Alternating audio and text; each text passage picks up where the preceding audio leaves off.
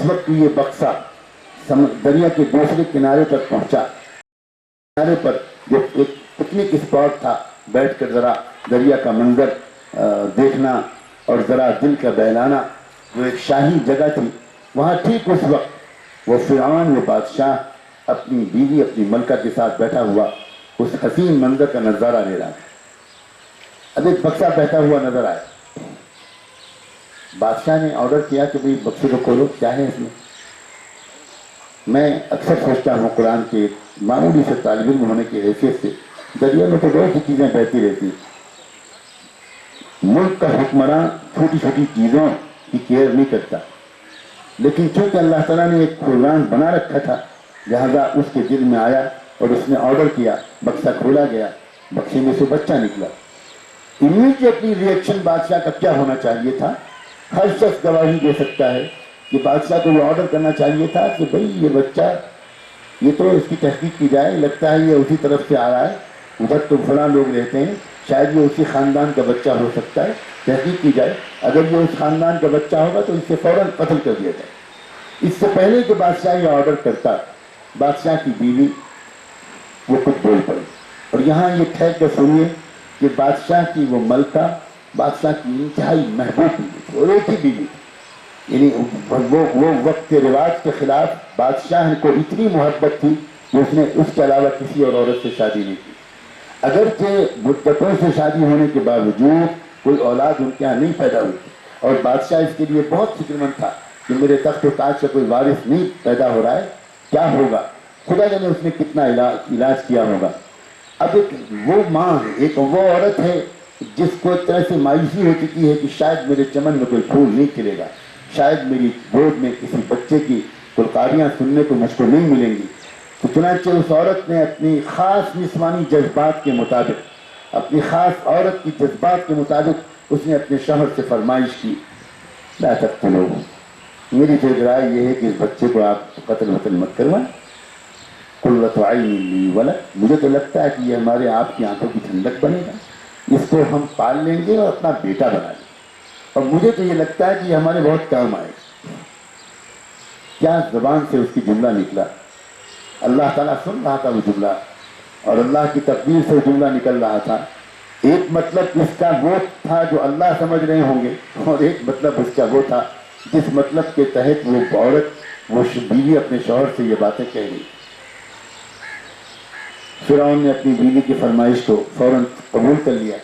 اور کہا کہ ٹھیک ہے، چھوڑو تحقیق وقت کو، اس کو پالتے ہیں، اپنا بیٹا بنا لیں گے۔ اور پھر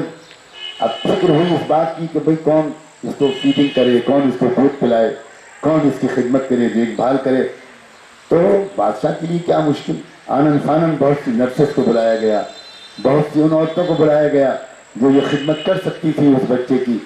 لیکن پھر وہی اللہ تعالیٰ کا انتظام کہ اس بچے نے کسی عورت کا دودھ قبول ہی نہیں۔ قرآن کہتا ہے وَحَرَّمْنَا عَلَيْهِ الْمَرَاضِعَ مِنْ قَبْلِ، ہم نے پہلے سے طے کر لیا تھا کہ یہ بچہ کسی کا دودھ نہیں پیے گا۔ اب وہ بہن جو موسیٰ علیہ السلام کی بہن تھی،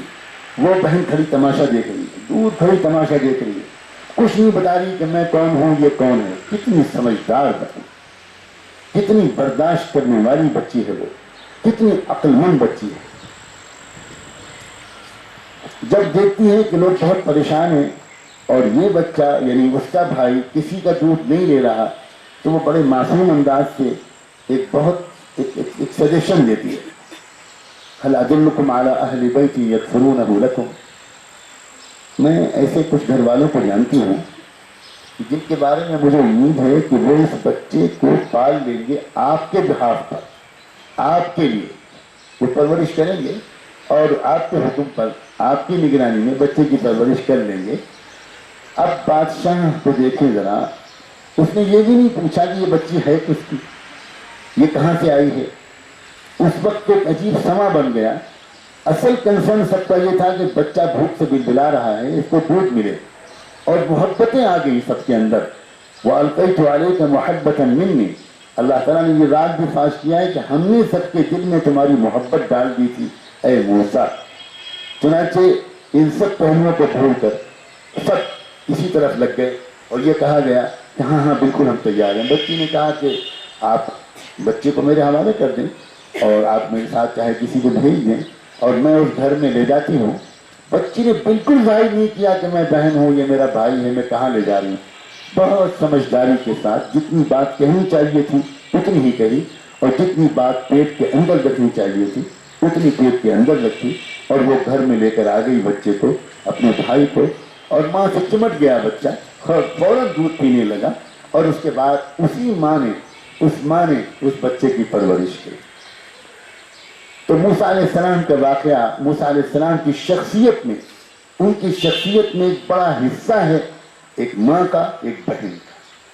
پھر وہی مسئلہ ہے، یا آپ کا طبقہ ہے یا آپ کی صنف ہے، آپ کو ناز ہونا چاہیے. اور میں اصل میں یہ باتیں بہت محبت اور بہت احترام کے ساتھ اپنی عزیز اور پیاری بچیوں سے اور اپنی قابل احترام بہنوں سے صرف یہ کہنے کے لیے آیا ہوں کہ آپ اپنے کو پہچانیں، آپ ہیں کون. یہ زمانہ آپ کو آپ کی پہچان سے دور کر رہا ہے، آپ کو ایک نقلی پہچان دے رہا ہے، آپ کو ایک ایسی پہچان دے رہا ہے جس پر بعد میں شرمندگی کے سوا کچھ ہاتھ نہیں آتا، جس پر بعد میں فرسٹریشن اور حسرت اور ندامت کے سوا کچھ ہاتھ نہیں آتا. اس لیے میں تاریخ کے یہ حوالے پیش کر رہا ہوں کہ آپ کو پتہ چلے کہ ہم کوئی طبقے کے عام نہیں ہیں، ہم وہ صنف ہیں، ہم انسانی معاشرے کا وہ حصہ ہیں کہ جنہوں نے ہمیشہ انسانی تاریخ کی تعمیر میں اور انسانی معاشرے کی خدمت میں میجر رول پلے کیا، بہت بڑا کردار ادا کیا. چنانچہ موسیٰ علیہ السلام کا واقعہ مکمل نہیں ہو سکتا ان کی ماں اور ان کی بہن کے تذکرے کے بعد. پھر موسیٰ علیہ السلام کی شخصیت کے جب تذکرہ چھوٹتا ہے تو وہاں ایک اور عورت یاد آتی ہے جس کا قرآن مجید نے بڑے پیار سے تذکرہ کیا ہے، بڑا عجیب انداز سے تذکرہ کیا، جسے لگتا ہے اللہ کو اپنی اس بندی سے بہت خاص محبت ہو گئی. بہت عجیب و غریب انداز سے تذکرہ کیا. آپ کو حیرت ہوگی کہ یہی فرعون جو اتنا ظالم بادشاہ تھا کہ آج وہ نام اتنا بدنام ہو چکا ہے کہ کوئی یہودی بھی اپنے بچے کا نام فرعون رکھنے کو تیار نہیں ہوتا. دنیا کا کوئی انسان اپنے بچے کا نام فرعون رکھنے کو تیار نہیں ہوتا، اتنا وہ نام بدنام ہو چکا ہے. لیکن اس کی وہی بیوی جس نے اتنے پیار سے اس بچے کو پلوایا، شروع سے ایسا لگتا ہے کہ وہ ملکہ اس بیٹے کی نگرانی کرتی تھی، بار بار بلواتی ہوگی. اب وہ بچہ اور آگے بڑھا، وہ اور 10 سال کا ہوا، اور 12 سال کا ہوا، نوجوان ہوا.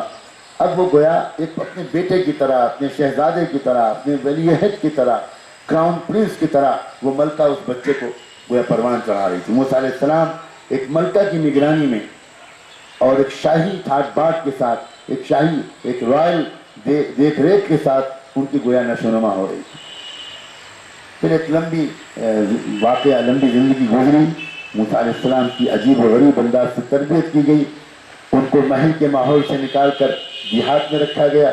اس لیے کہ محل میں رہنے والا انسان دین کی خدمت شاید نہ کر پائے. اس کو تو لگژریز میں زندگی گزارنے کی عادت پڑتی ہے، اور دین کی خدمت تو گاؤں گاؤں لے جاتی ہے، بہت برداشت کرنے کی طاقت پیدا کرتی ہے. انسان کو بالکل ڈاؤن ٹو ارتھ بننا پڑتا ہے، تب انسان دین کا کام کر سکتا ہے. ان کو تو وقت کا نبی بننا تھا. چنانچہ ایک عجیب و غریب ترکیب کے ذریعے موسیٰ علیہ السلام کو محل سے اور مصر سے نکال کر ایک مدین کے دیہات میں بھیجا گیا، جہاں وہ 8-10 سال تک ایک مزدور کی حیثیت سے کسی بڑے آدمی کی بکریاں چراتے رہے. اور اس طرح انہوں نے دیہات کی زندگی کی، غربت کی زندگی کی اور تابع داری کی زندگی کا ایک تجربہ چکھا، اور اس کی وجہ سے ان کے اندر برداشت کرنے کی قوت پیدا ہوئی، اور وہ تمام اخلاق ان کے اندر اور زیادہ ابھرے ہوں گے جن اخلاق کے بغیر کوئی انسان دوسروں کے کام نہیں آ سکتا، کوئی اچھی تبدیلی معاشرے میں نہیں لا سکتا جب تک کہ انسان کے اندر وہ اخلاقی کمالات نہ پیدا ہو. موسیٰ علیہ السلام کے اندر جب وہ سب اخلاقی کمالات پیدا ہو گئے تب اللہ تعالیٰ نے ان کو نبوت کی ذمہ داری دی. اب مجھے سنانا یہ ہے کہ جب وہ نبی بن گئے اور آئے اور انہوں نے فرعون کو خود اس کو دعوت دی، سمجھایا، فرعون تو بھڑک گیا غصے سے. یہ ہمارے خرچے پر پڑا ہوا یہ نوجوان آج آ کر ہم کو سبق سکھا رہا ہے اور آ کر ہم کو نشانیاں دکھا رہا ہے، یقیناً یہ ایک جادوگر ہے. اور پھر اس نے سوچا کہ اب میں نے غلطی کی تھی، میں نے اس بچے کو جو زندہ رکھا میری غلطی تھی. اور لوگوں نے اس سے کہنا بھی شروع کیا کہ بادشاہ سلامت یہ بہت بغاوت پر اتر آئے گا لڑکا، ہم تو آپ سے پہلے بھی کہتے تھے. لیکن اب بادشاہ سلامت کچھ اور سوچ رہا ہے. لیکن وہ ماں، وہ فرعون کی بیوی جس نے اتنے پیار سے ابتدائی زندگی سے لے کر اس وقت تک دیکھا تھا، موسیٰ کی پاک دانی کو، موسیٰ کے تقوی کو، موسیٰ کی احتیاط کو، موسیٰ کی شرافت کو، موسیٰ کس طرح بات کرتے ہوں گے، کس طرح اپنی آنکھوں کو ہمیشہ نیچا رکھتے ہوں گے، کس طرح اپنے دامن پر کوئی دھبا نہیں لگنے دیتے ہوں گے، ان سب چیزوں کو برابر وہ واچ کرتی رہی۔ چنانچہ جب موسیٰ علیہ السلام نے یہ بتایا کہ اب تو مجھ کو اللہ نے نبوت دے دی، اب تو اللہ کا فرشتہ میرے پاس آتا ہے، مجھے حکم دیتا ہے، مجھے بتاتا ہے اللہ نے یہ کہا ہے، یہ کہا ہے، تو ایک طرف تو فرعون اور سخت دشمن بن گیا، اور دوسری طرف فرعون کی بیوی وہی ملکہ، اس کے دل میں ایمان آ گیا اور اس نے کلمہ پڑھ لیا اور موسیٰ علیہ السلام کو اللہ کا نبی مانا۔ سوچیں وہ فرعون جو سچائی کے پیغام کو پورے ملک میں کچلنے کے لیے پوری طاقت صرف کر رہا تھا، جب اس کو یہ پتا چلا کہ یہ تو دین میرے بیڈ روم میں داخل ہو گیا، یہ تو دین میری بیوی نے قبول کر لیا، تو وہ غصے سے پاگل ہو گیا۔ اور ابھی تک جو بیوی فرعون کی انتہائی محبوب تھی اور انتہائی پسندیدہ تھی، توجہ کا مرکز تھی، عاشق تھا فرعون اپنی اس بیوی کا، اور یہ بھی میں تاریخ کی کتابوں کو کھنگالتے کھنگالتے تھک گیا، کیونکہ مجھے یقین نہیں آتا تھا کہ فرعون نے لاولد ہونے کے باوجود اور کوئی شادی نہیں کی، کیا وجہ تھی اس کی اللہ بہتر جانے، میں تو اس کے سوا اور کوئی وجہ نہیں ڈھونڈ سکا۔ اس کو ایسی محبت تھی کہ وہ اس محبت میں کسی کو شریک کرنا پسند نہیں کرتا۔ جب اس نے دیکھا کہ یہ میری بیوی بھی ایمان لے آئی تو بس وہ ساری محبتیں ختم ہو گئیں اور وہ غصے سے پاگل ہو گیا۔ اور پھر کلیجے پر ہاتھ رکھ کے سننا میری بچیوں، جس طرح کی تکلیفیں اس شوہر نے اپنی بیوی کو دی، جس طرح اس کو مینٹلی اور فزیکلی ٹارچر کیا، نہ مجھ میں ہمت ہے کہ میں بیان کر پاؤں، نہ تم میں ہمت ہوگی کہ تم اس کو سن پاؤ۔ کتابوں کی تاریخ کتابوں میں لکھا ہے کہ وہ ہفتوں ہفتوں کے لیے بیوی کو کمرے میں لاک کر دیتا تھا، نہ کھانا نہ پانی، کہ یہ بھوک سے بلبلائے گی، جب سانس اکھڑے گی دم نکلے گا تو خود ہی یہ دروازہ بڑبڑائے گی اور خوشامد کرے گی کہ مجھے معاف کر دو، مجھے 2 لقمے کھانا دے دو، مجھے 1 گھونٹ پانی پلا دو، میں توبہ کرتی ہوں۔ لیکن اللہ اکبر، ہفتوں کے بند رہنے کے باوجود اس بندی کے ایمان میں ذرا بھی کمزوری نہیں۔ اللہ جانے اللہ نے اس کے لیے کوئی انتظام کیا ہو، کھانے پینے کا کیا انتظام کیا ہوگا یہ ہم نہیں جانتے، اللہ کی قدرت میں کچھ بعید نہیں ہے۔ یہاں تک کہ اس نے کمرہ بند کر کے سانپ چھوڑ دیے، شکاری کتے چھوڑ دیے، زہریلے جانور چھوڑ دیے کہ یہ اس کو کاٹ ڈالیں گے تو یہ چلائے گی، تب یہ دروازہ کھٹکھٹائے گی۔ لیکن جو جانور چھوڑا جاتا اللہ تعالیٰ کی خاص مدد سے وہ جانور چپ چاپ کونے میں بیٹھ جاتا، کسی نے اس کو ٹچ نہیں کیا، کسی نے اس کو تکلیفیں نہیں پہنچائی۔ یہاں تک کہ ایک وقت آیا کہ فرعون اب بالکل ہی غصے سے دیوانہ ہو چکا تھا، وہ خود آیا اور اس نے جلاد بلوائے، بڑے بڑے رسے بلوائے اور اس نرم و نازک عورت کو ایک تخت سے باندھ دیا، رسوں سے جکڑ دیا، بہت بڑے بڑے ہتھوڑے، بہت بڑے بڑے لوہے کی کیلیں، میخیں اور چوبے بلوائے اور جلاد کھڑے ہو گئے سامنے۔ فرعون وہیں پاس میں بیٹھ گیا، شوہر اس کا، اور اس نے کہا کہ چند منٹ کا وقت دیتا ہوں، اگر چند منٹ کے اندر یہ تم نہیں کہتی کہ میں جھٹلاتی ہوں موسیٰ کو، میں نہیں مانتی اس کو نبی، اور میں واپس جاتی ہوں اپنے پرانے مذہب کی طرف، اپنے پرانے دین کی طرف میں واپس جاتی ہوں، اگر تم یہ نہیں کہو گی تو میں ابھی حکم دوں گا، اور یہ ہتھوڑے جو ہاتھ میں لیے کھڑے ہیں جلاد، اور یہ جو کیلیں لوہے کی بڑے بڑے چوبے لیے کھڑے ہیں، یہ تمہاری آنکھوں میں ٹھوکے جائیں گے، تمہاری آنکھوں کی پٹلیوں میں ٹھوکے جائیں گے، تمہاری ناک کے نسلوں میں ٹھوکے جائیں گے، تمہاری کان کے سوراخوں میں ٹھوکے جائیں گے، تمہارے خوبصورت گالوں میں ٹھوکے جائیں گے، تمہارے سینے میں اور تمہارے نازک مقامات میں ٹھوکے جائیں گے، تڑپ تڑپ کر جان دو گی، اب میں بخشوں گا نہیں۔ اللہ اکبر کبیر، کتنا آسان ہے میرے لیے کہہ دینا، کیا حالت ہوئی اس اللہ کی بندی کی، ہاتھ بنے ہوئے تھے، سر سے پیر تک وہ بنی ہوئی تھی۔ قرآن بتاتا ہے اللہ کی بندیوں، قرآن کہ اس بنے ہوئے ہاتھوں کو اللہ کی طرف اٹھا کر اس بندی نے دعا مانگنے کی کوشش کی اور یہ کہا کہ رب ابن لی عندک بیتا فی الجنہ ونجنی من فرعون وعملہ ونجنی من القوم الظالمین۔ اللہ اے میرے پروردگار، اب تک جو تکلیفیں دی گئیں میں ان کو برداشت کر لی گئی اور آپ کی مدد کے سہارے میں نے سب کچھ سہ لیا، لیکن اب جب یہ ہتھوڑے میری آنکھوں میں ٹھوکے جائیں گے، جب کیلیں میرے کان میں ٹھوکی جائیں گی اور میرے پورے بدن میں ٹھوکی جائیں گی، کہیں اس وقت تکلیف کی شدت میں میری زبان سے کوئی کفر کا کلمہ نہ نکل جائے۔ اللہ اس سے پہلے کہ یہ تکلیف دینا شروع کریں، آپ چپکے سے ایمان کے ساتھ مجھے موت دے دیجیے، مجھے اپنے پاس بلا لیجیے، میں ایمان چھوڑ کر دنیا سے نہیں جانا چاہتی، میں ایمان کے ساتھ دنیا سے آنا چاہتی ہوں۔ جنت میں اپنے پاس اپنے پڑوس میں میرے لیے گھر بنا دیجیے اور ان لوگوں سے مجھے چھٹکارا نصیب کرو۔ فرعون کو پتہ بھی نہیں چلا، جب کئی منٹ ہو گئے اور کوئی جواب نہیں ملا تو فرعون نے جلادوں کو حکم دیا کہ مارو، ٹھوکنا شروع کرو، اور سب لگ گئے۔ اس کے جسم میں کیلیں چبھونے لگے اور پورے جسم میں کیلیں ٹھوک ڈالی، لیکن ان کو خبر بھی نہیں تھی کہ وہ ایک مردہ لاش میں کیلیں ٹھوک رہے تھے۔ اس کی روح کو اللہ نے اپنے پاس بلا لیا، اور کس طرح بلایا تھا؟ فخر کرو عورتوں، فخر کرو، فخر کرو اللہ کی بندیوں، فخر کرو، سجدہ شکر بجا لاؤ کہ اللہ آپ نے ہمیشہ ہم کو یہ مقام دیا اور ہم آپ کو نہیں پہچان پائے۔ اس روح کو سیدھے اللہ تعالیٰ نے اپنے عرش پر بلایا، سیدھے اپنے پاس بلایا، اور اللہ نے اس سے کچھ بات کی۔ حدیث میں یہ پورا واقعہ لکھا ہوا ہے۔ اللہ نے اس بندی کا استقبال کیا اور اس بندی سے کہا کہ مجھے پتا ہے کہ تیرے اوپر کیا کیا گزری ہے آسیہ، مجھے سب پتا ہے کہ تم کن تکلیفوں سے گزر کر آئی ہے۔ اب سن، جنت میں جا، اور تیرے لیے ہم نے ایک انعام کا وعدہ کیا ہے۔ تو دنیا میں سب سے خراب انسان کی بیوی تھی، اس کے باوجود تم نے ایسی ایمان دکھایا اور ایسی وفا دکھائی کہ اس کے انعام کے طور پر آج میں اعلان کرتا ہوں کہ پوری انسانی تاریخ میں، پوری انسانی مخلوق میں سب سے زیادہ میرا چہیتا محمد الرسول اللہ ہے، رسول اللہ ہوں گے۔ ان کی بیوی کے طور پر میں نے تجھ کو آج سے ان کی زوجہ مطہرہ قرار دیا، اور تو جنت میں ان کا انتظار کر۔ جب وہ واپس جنت میں آئیں گے، جب جنت میں آئیں گے تو تو ان کی زوجہ کی حیثیت سے، ان کی بیوی کی حیثیت سے ان کے ساتھ رہے۔ چنانچہ معراج کے سفر کے بعد جب رحمت عالم صلی اللہ علیہ وآلہ وسلم واپس مکہ مکرمہ پہنچے، تو اس وقت مکہ مکرمہ جب پہنچے تو اپنی وفادار غمگسار بیوی حضرت خدیجہ کو انہوں نے پورے سفر کی روایت سنائی، تو اس وقت انہوں نے ان کو یہ بھی بتایا مسکراتے ہوئے کہ خدیجہ، جنت میں تمہاری ایک سوکن سے ایک میری ملاقات ہوئی۔ حضرت خدیجہ حیران لگی کہ آپ کی تو اور کوئی بیوی ہے نہیں میرے سوا،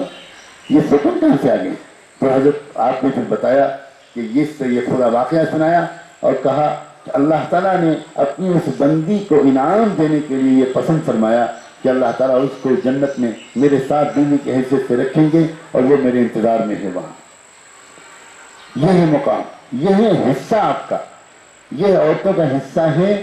کبھی ایسا نہیں ہوا ہے کہ کوئی صالح تبدیلی معاشرے میں آئی ہو اور اس میں آپ کا حصہ نہ رہا۔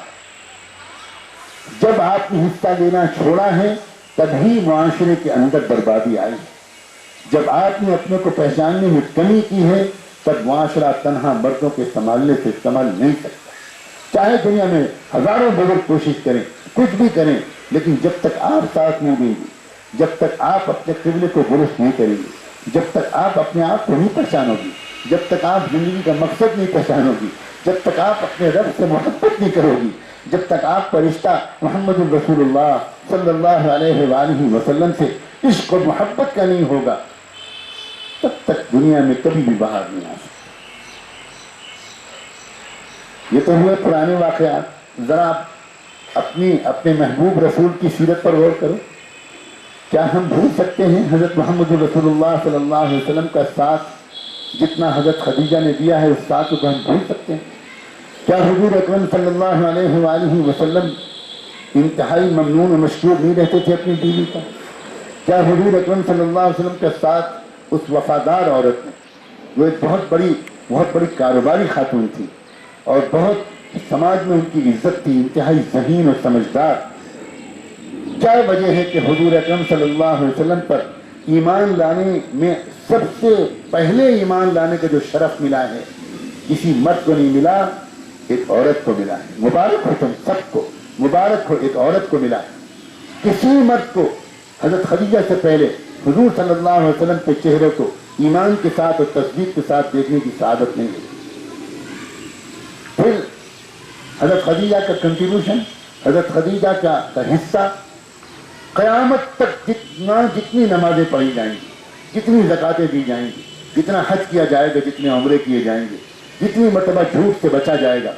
جتنی مرتبہ اللہ کی بندیاں حیا اور حجاب کی پاکیزہ تہذیب کو قبول کریں گی، جتنی مرتبہ نوجوان لڑکے اور لڑکیاں اپنے دامن کو پاک رکھیں گی، جتنے سجدے ہوں گے، جتنے رکوع ہوں گے، جتنا قرآن پڑھا جائے گا، اور جتنا ایک انسان ایک شریف اولاد اپنے ماں باپ کی خدمت کرے گی، رب کعبہ کی قسم اس سب کا اجر جتنا محمد رسول اللہ کو ملے گا اتنا ہی اجر حضرت خدیجہ کو ملے گا۔ اتنا احسان مانتے تھے اللہ کے رسول حضرت خدیجہ کا کہ حضرت خدیجہ کے انتقال کے بعد بھی حضور کا اتنا کو یاد رہتا تھا کہ اگر آپ کے گھر میں کوئی بکری ذبح ہوتی تھی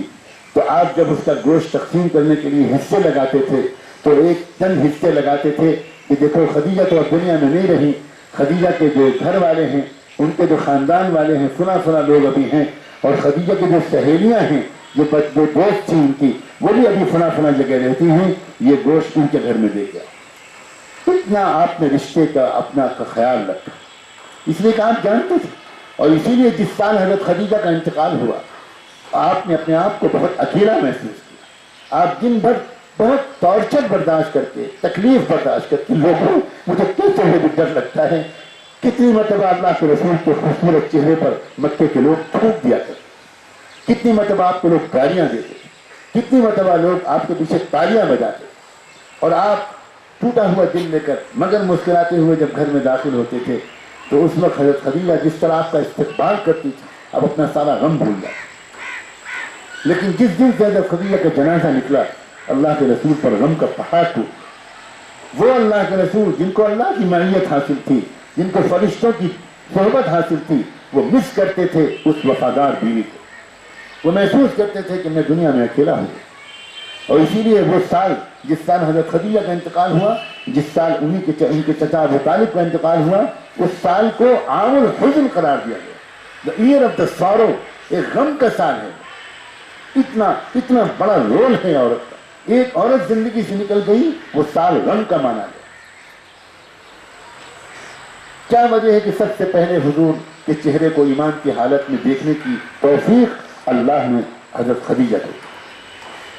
اور یہی نہیں، میں تو پھر ایک بار تم کو مبارکباد دیتا ہوں بچیوں، فخر کرو اپنی تاریخ پر، اور دو آنسو شرمندگی کے بہاؤ، اللہ ہم کس راستے پہ چل پڑے، یہ راستہ ہمارا تھا، لڑکوں سے دوستیاں کرنا، موبائل پر باتیں کرنا، میں تو ان باتوں کو کہنا بھی تمہاری توہین سمجھتا ہوں تمہارا، اور تم کو تو کھڑے ہو کر پروٹیسٹ کرنے کا حق ہے کہ حضرت ہم ایمان والی بچیاں ہیں، ہم اتنی گندی حرکتوں میں مبتلا نہیں ہیں۔ اور میں اسی وقت اپنے جملے کو واپس لے لوں گا، میں معافی مانگوں گا بچیوں سے، یعنی مجھے معاف کرو، میں واقعی تمہارے بارے میں بدگمان ہوں، اللہ کرے کہ کبھی تمہارے کوئی خاندان میں کسی بچی سے ایسی غلطی نہ ہوئی ہو، تم شریف خاندانوں کی بچیاں، اللہ تمہارے نصیب کو روشن کرے، اللہ تمہارے مستقبل کو روشن کرے۔ جانتے ہو کہ تمہاری تاریخ میں کن عورتوں نے سونے کے حروف سے ورڈز لکھے؟ کیا وجہ ہے کہ اسلام کے راستے میں پہلی شہادت کا جو شرف ملا ہے وہ ایک مرد کو نہیں ملا، ایک عورت کو ملا ہے۔ یہ وادی کشمیر شہیدوں کی سرزمین ہے، یہ وادی کشمیر نے شہادت کی تاریخ پھر سے رقم کی ہے، اور یہاں پر مجھے سلام کرنا چاہیے اس پہلی شہید کو۔ کون تھی وہ؟ یمن سے آئی ہوئی ایک بوڑھی خاتون جن کا نام تھا سمیہ۔ مکے کے ایک انتہائی بڑے ظالم شخص نے بوڑھی سمیہ کو دو اونٹوں کے درمیان باندھ دیا اور کہا کہ کہو کہ محمد جھوٹے ہیں، ورنہ یہ تیر میرے کمان سے نکلے گا اور ابھی تمہارے جسم کے 2 ٹکڑے ہوں گے، تب تڑپ کر مرو گی، کوئی تمہارا بچانے والا نہیں ہے نا۔ تو بوڑھی سمیہ نے اپنی کمزور سی آواز میں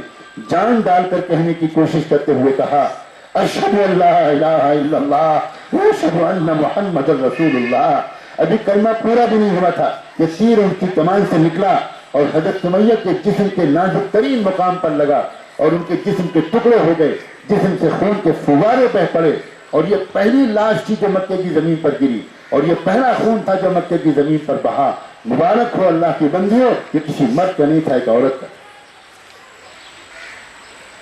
عورتوں نے وفا کی تھی اپنے محبوب رسول اللہ کے ساتھ، عورتوں نے جان دی تھی، کیا ہم بھول جائیں گے اس ام عمارہ کو کہ جب مدینہ میں یہ خبر پھیلی کہ مسلمانوں کو شکست ہو رہی ہے، قدم اکھڑ گئے ہیں اور خبر تو یہ پھیل گئی کہ شہید ہو گئے، ام عمارہ سے گھر میں بیٹھا نہیں گیا. حالانکہ اللہ کے رسول کا حکم یہ تھا کہ عورتوں مشقتوں کا کام، سختیوں کا کام، مشکل کام یہ ہم کریں گے مرد لوگ، تم ہمیں ساتھ دو، ہمارا تم محبت کے دو بول بول دو، تم